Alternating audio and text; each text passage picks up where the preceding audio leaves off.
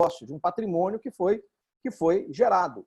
Eu preciso ir ligando, e eu costumo dizer que é no início que você cria no herdeiro o vínculo com o negócio. Essa preparação dele começa num vínculo emocional que tem que ser construído na idade mais tenra.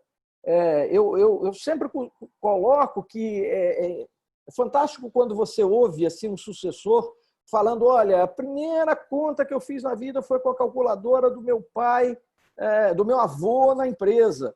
Meu pai me levava para as feiras de negócios junto com ele quando eu ainda era garoto. Eu ia nas... Tem um que era na parte de granito e ele dizia, eu ia lá na mineração e via as pedras. E via...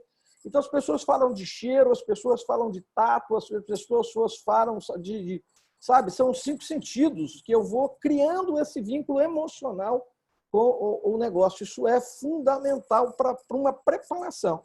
E é um pouco, né, do incentivo, da preparação, do respeito, né, da vocação de cada um, até que, uma vez que eu estou na empresa e que eu tenho todo um processo, eu posso ter as estratégias que a gente chama de entrada postergada, ou seja, eu vou para fora, eu vou fazer um programa fora, vou estagiar fora, vou trabalhar em outras empresas fora, ou não, eu vou começar, que é estratégia de entrada pelos níveis inferiores. Então, veja que você tem uma série de possibilidades, né, para essa formação e essa preparação. Agora, para mim, me parece que no processo de sucessão, a palavra mais forte que me traz é a construção da legitimidade. Porque o preparo ele precisa ser no sentido de construção de legitimidade. E aí, Horácio, as pesquisas elas mostram que, uma vez que um sucessor assume um negócio familiar, ele leva de 2 a 5 anos para construir a sua legitimidade. E eu gosto sempre de lembrar, sempre falo isso, para mim a melhor descrição do que é legitimidade foi dado por Max Weber, que ele diz: legitimidade é a capacidade de fazer com que o outro aceite o meu comando. Isso é muito forte. A capacidade de fazer com que o outro aceite o meu comando. Ora, o fundador aceita-se o comando dele naturalmente, né? Ninguém vai questionar a legitimidade, porque o negócio só existe por causa do fundador. O sucessor não. O sucessor ele precisa conquistar essa legitimidade. Então, o preparo é uma das... O preparo, quando ele chega, o conhecimento, a experiência, né, é um dos elementos, mas a sua atitude, né, a sua capacidade de trazer resultados. Então, por exemplo, por que de 2 a 5? 5 anos, inclusive, é quem segue mais, Horácio, o que já havia previamente. Então, se ele segue uma estratégia de manutenção e dá tudo certo, esse legitima em 5 anos. Aquele que chega e, por uma necessidade ou por estilo, ele consegue fazer uma virada, consegue implantar um projeto, consegue fazer uma mudança significativa com resultado, ele se legitima de maneira mais curta. Então, veja que, como nós estamos falando agora no momento de crise, olha a dificuldade que você tem. Quer dizer, se você está dizendo que é 2 anos, alguém que não vem construindo essa sua legitimidade de uma hora para outra, e nós vimos que a maior parte diz que não temos esse preparo, de uma hora para outra tem que sentar nessa cadeira, num período tão, né, de crise tamanha como a gente está vivendo, no momento normal já seria muito desafiante. Nesse momento se torna ainda muito mais doloroso, eu diria, para esse herdeiro, esse sucessor, nesse momento, assumir esse papel. Então, por isso que essa construção ela tem que ser, né, vista lá de trás. Não fizemos. Ok, nesse momento agora nós vamos montar um plano de sucessão. Não, agora é plano de contingência. Até você está me dando a oportunidade de lembrar. Se não temos um plano de sucessão, nós temos que ter um plano de contingência de sucessão. As empresas não podem, nesse momento, familiares, não ter a responsabilidade de discutir esse assunto, né? Porque todos estamos... Né? Esse vírus, infelizmente, é mais de 60 anos, não é verdade. A gente está vendo casos aí que muitas vezes, claro que tem a comorbidade, tem os grupos de risco, mas é uma loteria. É uma loteria. Então, nós não podemos, as funções-chave, sejam familiares ou não familiares, temos que ter hoje um plano de contingência de sucessão. Se tiver uma peça que, infelizmente, sair do tabuleiro, mesmo que seja momentaneamente, nós temos que saber qual é a peça que vai recompor para isso não gerar, né, mais tumulto do que nós já estamos tendo no momento. Perfeito, professor. Muito bem colocado esse plano de contingência em momentos de pandemia, de dificuldade, de loteria, infelizmente, que o senhor acabou de comentar. Nós temos aqui as seguintes perguntas. Primeiro, parabéns, professor, pela excelente aula, comentário do Marco Carvalho. Considerando que um herdeiro deseja se preparar para ser considerado no plano de sucessão do empreendedor, quais as dicas para ele ou para ela se preparar e como vai construir essa capacidade de ser um sucessor? Que estratégia de caminhada, degrau a degrau da escada, para se conseguir chegar na cadeira de CEO da organização? Bom, claro que a gente tem a observação e a gente tem a pesquisa, né? Eu tenho uma questão que eu sou engenheiro de origem. Você imagina, né? Nós engenheiros gostamos de tudo. Obviamente, depois eu vou fazer mestrado, doutorado em administração, mas a minha origem é como engenheiro. Então, como engenheiro, números para mim sempre fizeram muito sentido. Então, eu gosto muito de pesquisas, né? Que, na verdade, muitas vezes confirmam, né, ou não, aquelas perspectivas que a gente tem na observação própria, né, no apoio que a gente está à empresa, na sala de aula, no convívio com as empresas familiares. Mas eu gosto muito de pesquisas porque na pesquisa nada mais é do que uma fotografia ampliada com conjuntos significativos de empresas, né?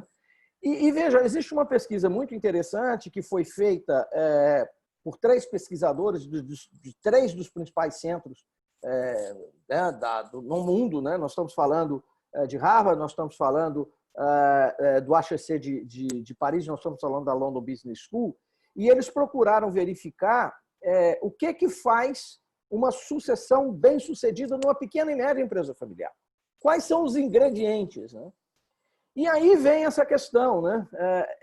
Primeiro, é boa formação. Muitas vezes eu já vi herdeiros que dizem o seguinte: puxa, mas meu pai cresceu na vida sem ter uma boa escola, uma boa educação. Será que eu preciso ter mesmo uma boa formação? Eu acho que é importante a gente entender que uma boa escola, e aí eu estou falando em graduação, em pós, enfim, em MBA e por aí vai, mais do que o conhecimento que ela te traz, é te desafiar a pensar. É te desafiar a exercitar ferramentas de gestão. Claro que você pode, e ao longo do tempo, assumindo e incorporando esses conhecimentos, claro que sim. Mas se você tem isso de uma maneira ordenada, estruturada e que amplie as suas ferramentas, a gente costuma dizer, né, aquela velha máxima, né? Se você só tem martelo, todos os problemas para você é prego, né? E muitas vezes você acaba abrindo sua caixa de ferramenta e diz assim: caramba, minha caixa de ferramenta tem pouca ferramenta para esse momento, para enfrentar esse momento. Então, ao herdeiro, ao sucessor de uma empresa que tem condições financeiras, eu digo, busque uma boa formação. E essa pesquisa mostra de maneira clara que isso há uma correlação direta, né, na boa sucessão com aquele que teve uma boa formação. Essa também não é só uma boa formação, mas é uma questão da formação contínua em gestão. Porque muitas vezes a gente não entende que a gestão ou a administração é uma ciência. Eu costumo dizer o seguinte: se você está doente, sei lá, uma coisa simples, você vai na farmácia e até o farmacêutico você confia que ele vai te dar ali um remédio e está tudo muito bem. Agora, se você tiver um problema complexo, me desculpe, mas não é correto você se automedicar ou buscar o farmacêutico. Você vai querer um especialista. Você vai querer alguém que tenha um mínimo de profundidade para te dar aquela solução. É claro que eu posso buscar especialistas como consultores, mas eu preciso, inclusive, como sou eu que, no final das contas, tomo a decisão, né? Eu preciso, de fato, estar com capacidade de julgamento, inclusive, daquilo que os especialistas me me traz. Então, a formação contínua ela é importante. Outro aspecto que é colocado é a prontidão para assumir e tratar isso com verdade, dizer, olha, eu quero sim um dia almejar ser o presidente dessa empresa, eu quero sim almejo ser um diretor dessa empresa e tratar isso com verdade, né? Não é numa linha de competição, mas é uma linha de verdade. E aí eu chamo a atenção, né? Vejo, ainda bem que temos várias mulheres aqui, isso é muito complicado na questão feminina, que muitas vezes as mulheres que demonstram esse desejo, ainda temos uma cultura, às vezes, de dizer, puxa, mas veja como a fulana é, estou vendo aqui Luciana, veja como a Luciana Menezes é competitiva, né? Está, né? Como se isso fosse um atributo de masculinidade ser competitivo. Não, né? Nós precisamos tratar essa perspectiva do nosso desejo e, obviamente, buscando o nosso preparo. E, finalmente, é o relacionamento com o fundador. É a construção da confiança, é a construção do respeito mútuo. Esses elementos são fundamentais, né? A pesquisa mostra até interessante que você deve, Horácio, buscar formas de convivência fora do negócio.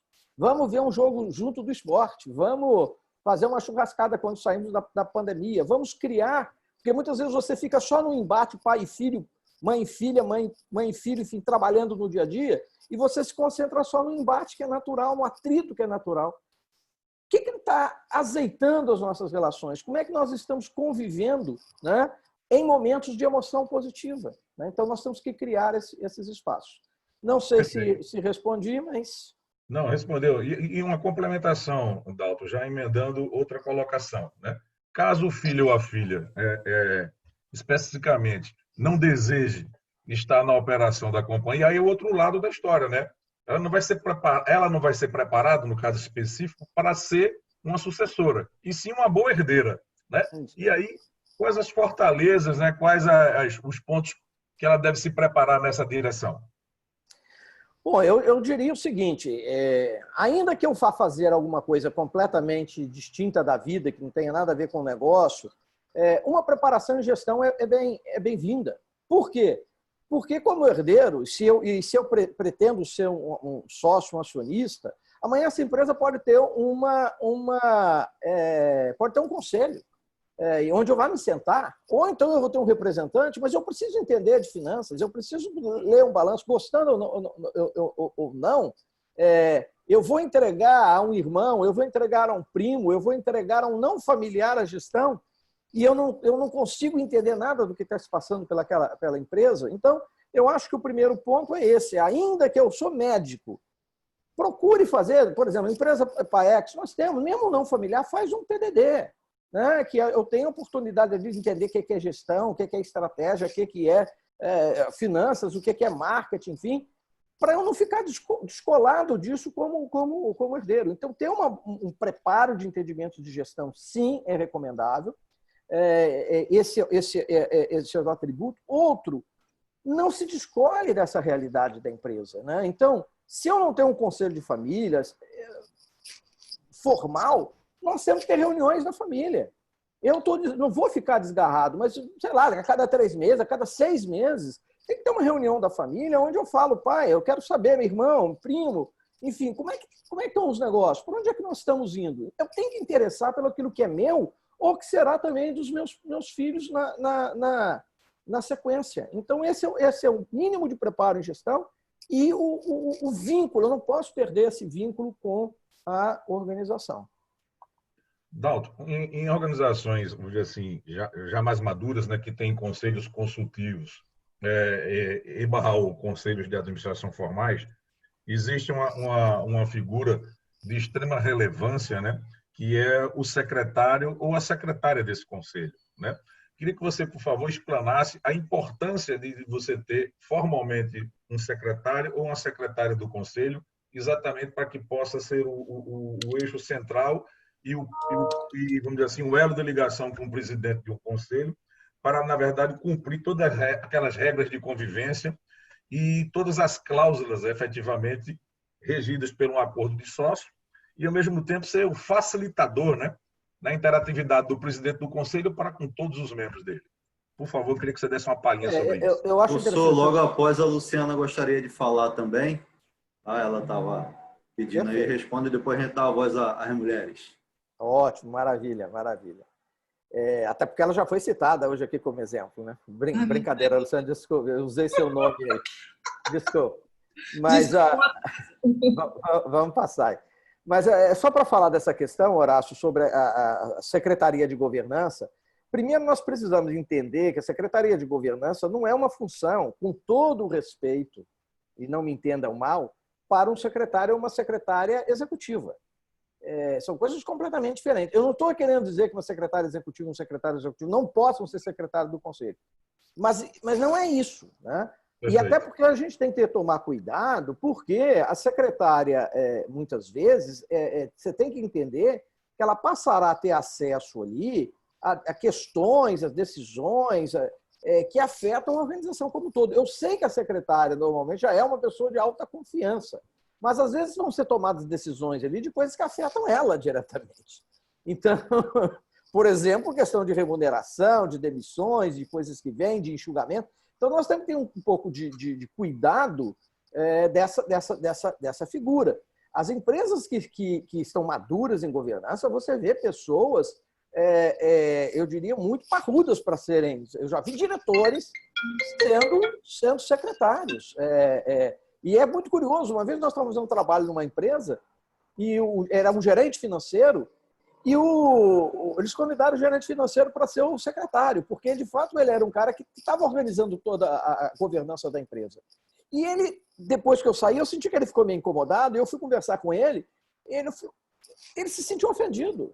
Poxa, mas vocês estão me colocando como secretário? Eu falei, meu amigo, isso significa o nível de confiança que os donos estão depositando em você. Você vai participar ali direto das decisões, você está ouvindo tudo, você vai estar ali.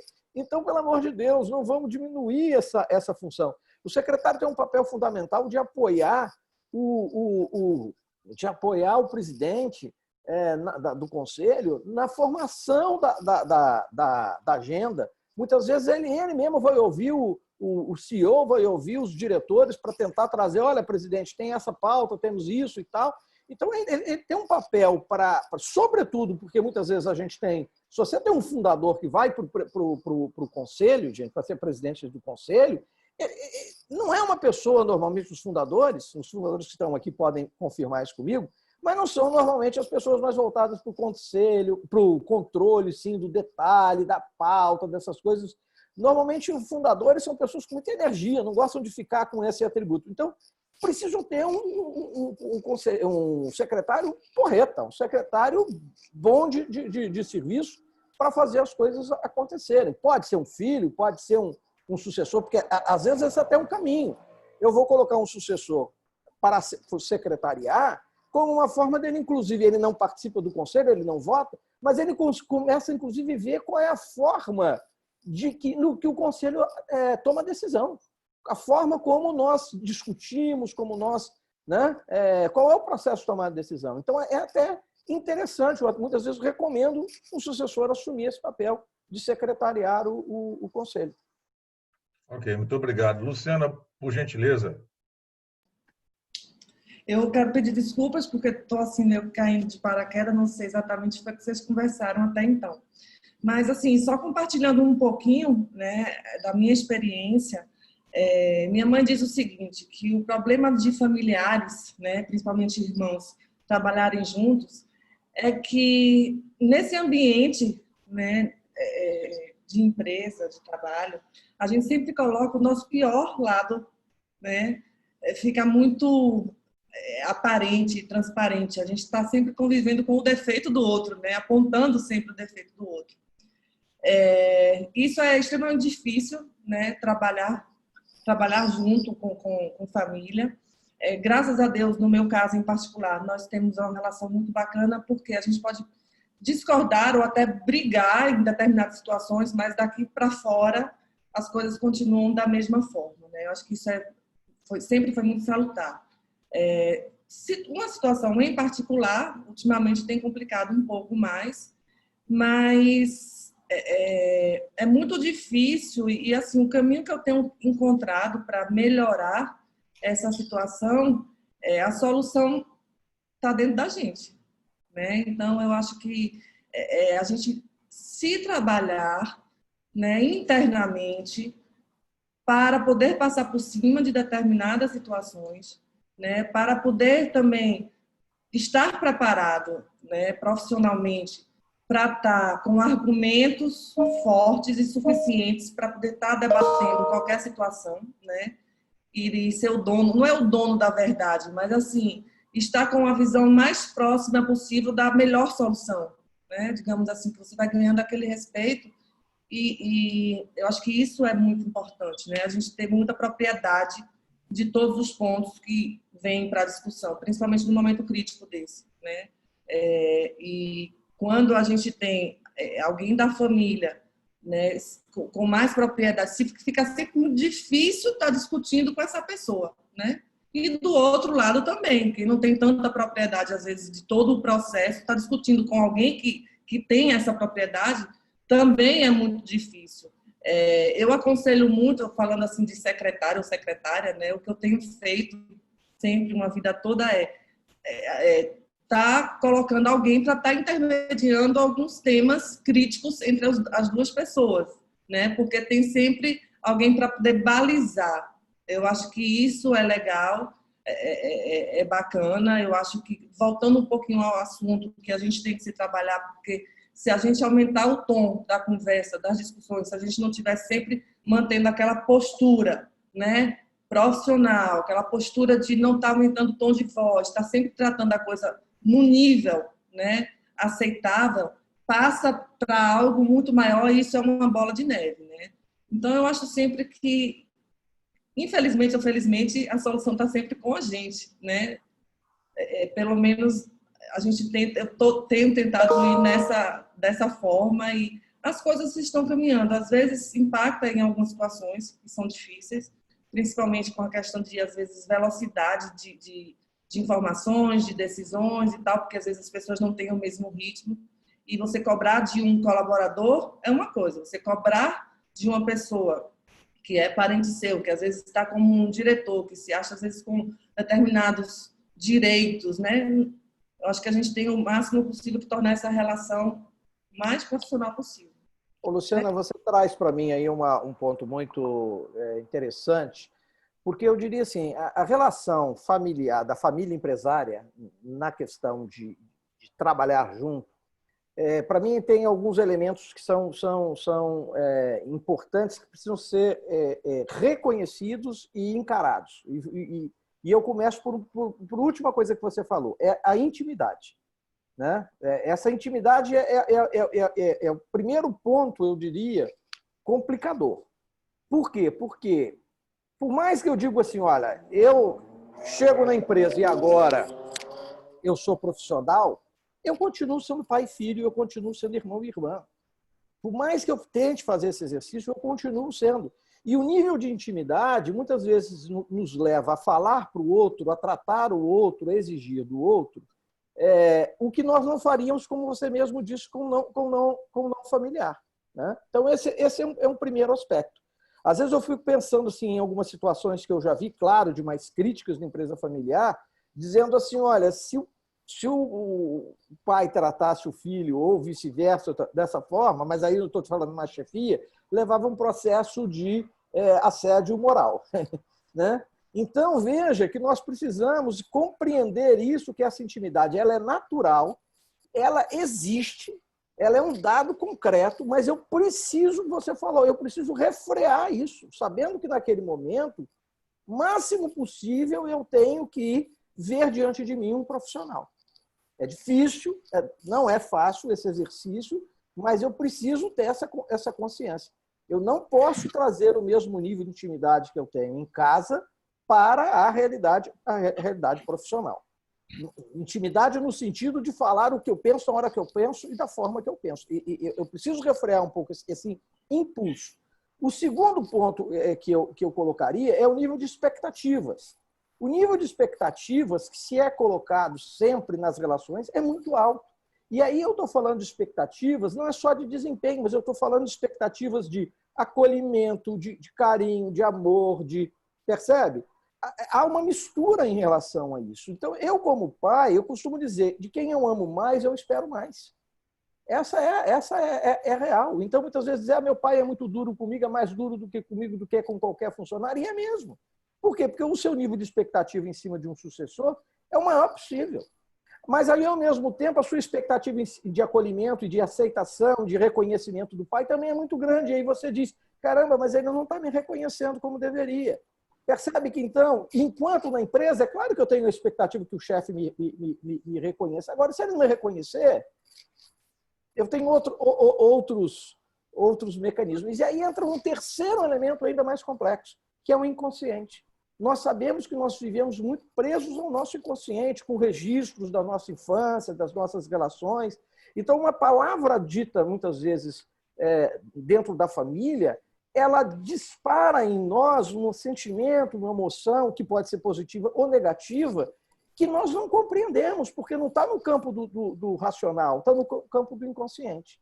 Então, veja como, de fato, são complexas essas relações e como a gente tem que ter trazer a consciência ao máximo possível, é um exercício de lembrar, e é o diálogo também que tem que tentar, via o diálogo, estabelecer esses limites. Agora, você só complementando, você trouxe muito bem sobre essa questão de, muitas vezes, a mediação, e já que o Horácio falou das nossas empresas que estão mais maduras, que já tem um conselho consultivo, um conselho de administração, por isso que nas empresas familiares, o conselheiro externo, além de trazer o conhecimento, né, que agregue esse conhecimento, esse externo ele ajuda a criar um certo mais formalismo, a quebrar um pouco essa intimidade, às vezes excessiva, a racionalizar as questões com o processo de tomada de decisão, não só no lado emocional, mas com fatos e dados e por aí vai. Ou, na hora de um conflito, também funcionar um pouco como essa mediação. Bom, fazer um registro aqui, o Tomás Cavalcante registra aqui que o escritório do Moraes de Castro, né, teve todo o processo de governança feito pela gente, com muito critério, com o apoio da Fundação Ana Cabral, está na terceira geração e as coisas estão funcionando direitinho. Agradeço o comentário e o reconhecimento aí, Tomás.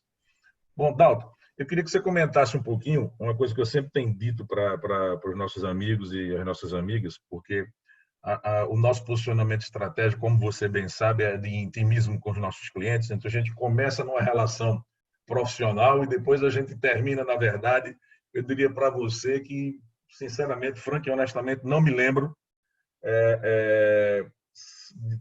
não me lembro de nenhuma exceção até agora de empresas que a gente tenha começado numa relação profissional, a gente não tenha depois incorporado a relação pessoal a profissional, dentro desse nosso posicionamento estratégico de intimismo com o cliente, né? Então, a gente termina tornando amigo e amiga também dos acionistas e dos diretores dessas empresas.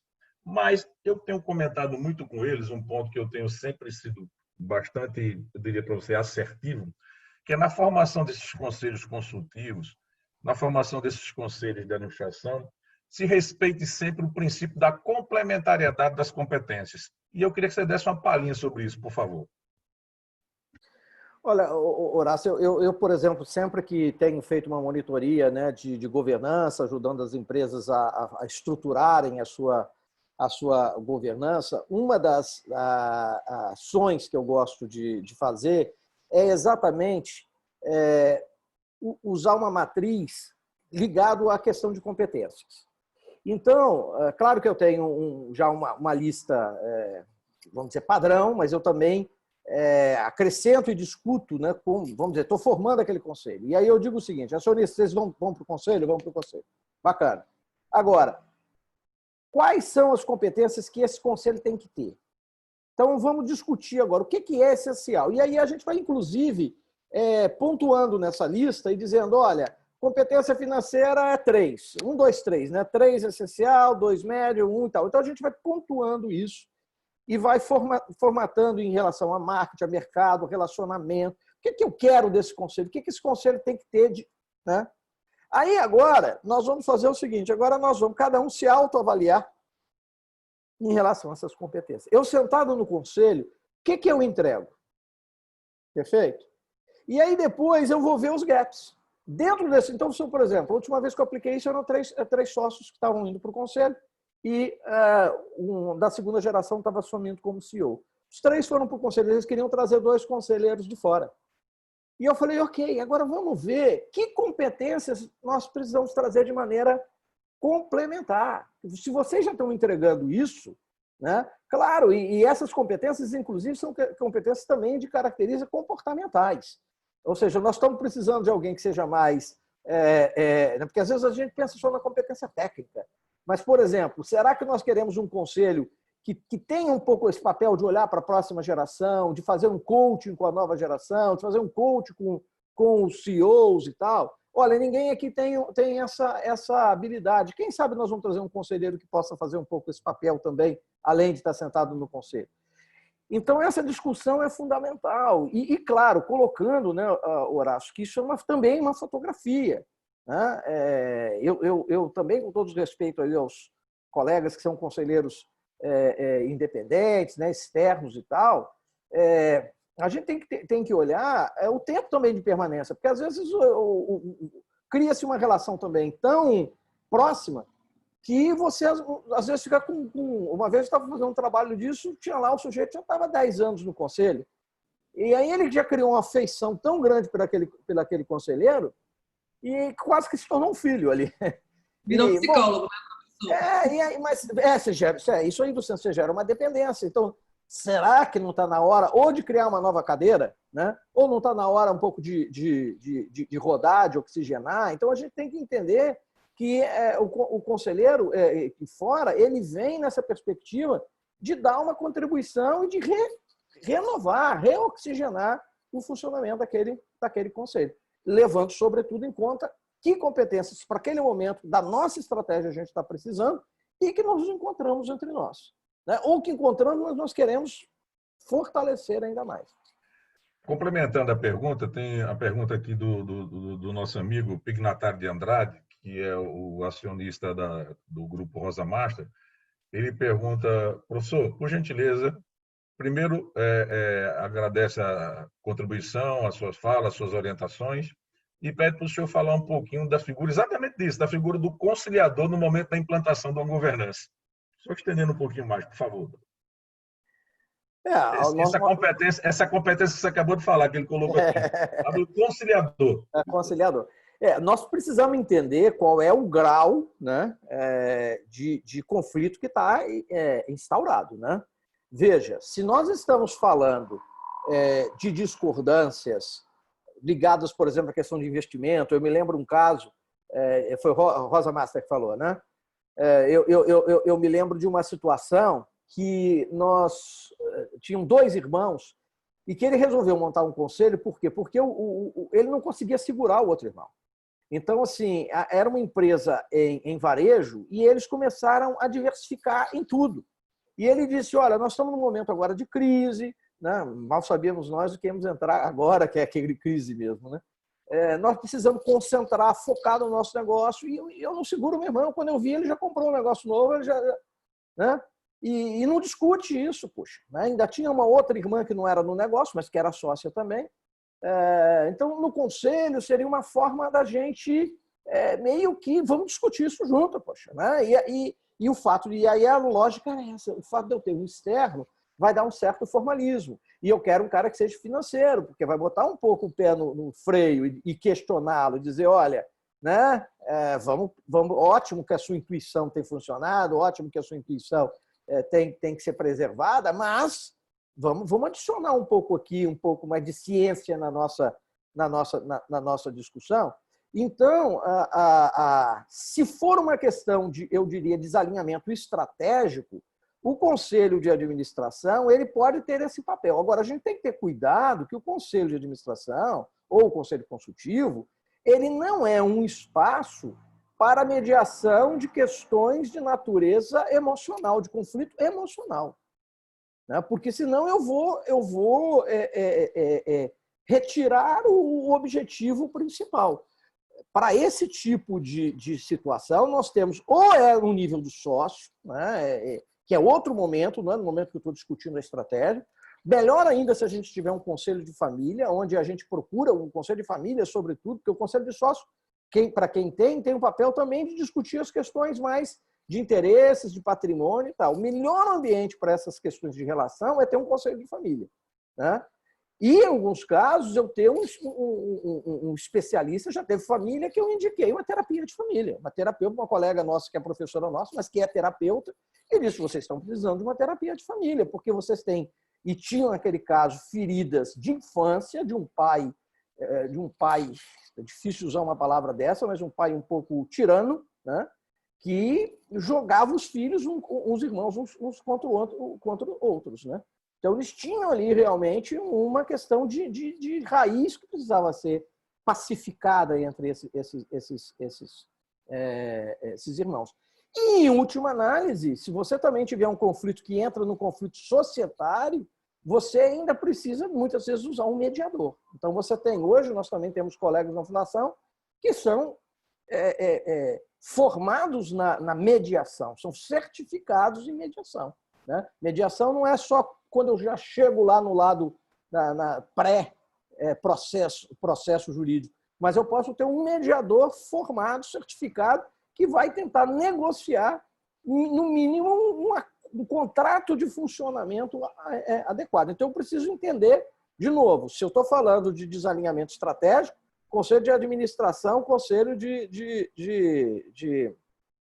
administração, conselho consultivo. Se eu estou falando numa questão de conflito familiar, emocional, conselho de família e, às vezes, até um profissional externo. Se eu estou falando num conflito societário, de rompimento, aí é uma mediação. Ok. Muito bem colocado, professor. Bom, pessoal, a gente tem aqui mais uns 2, 3 minutos para alguma pergunta, né? Porque casos como esse que o professor acaba de comentar é de extrema relevância, né? Eu me lembrei agora aqui daquele caso de que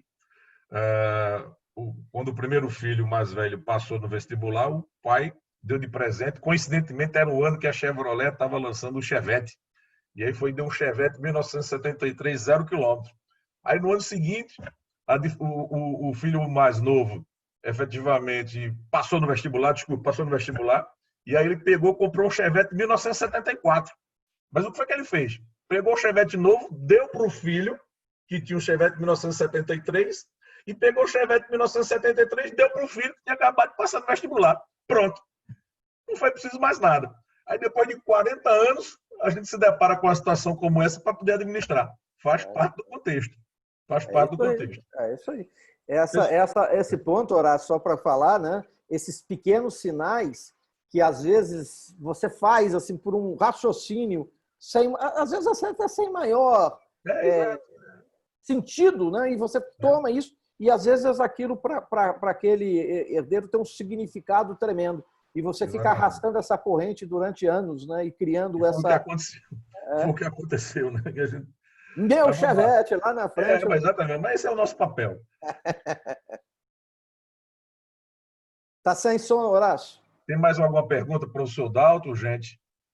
Se ninguém quiser fazer nenhuma pergunta, 1, 2, 3. Bom, eu me dou por muito feliz, muito satisfeito, agradecido a presença dos meus amigos e minhas amigas aqui presentes, em particular meu grande amigo, o professor Dalto Sardenberg, como eu frisei anteriormente, né, foi o meu tutor lá vários anos atrás, na formação de conselheiros.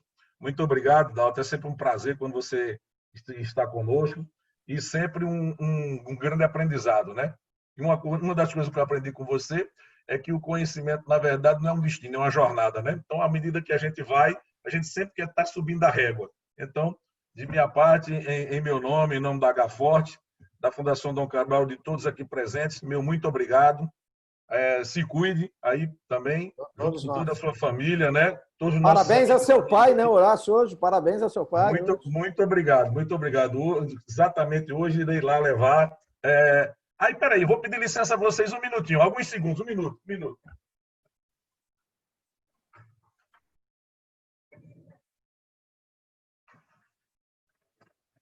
Isso aqui é herança de família, não sei se dá para ver daí, dá? Horácio. Tá certo? Pois é, isso aqui é em homenagem a ele, viu? Gente, um grande abraço, muito obrigado, se cuidem, bom final de semana.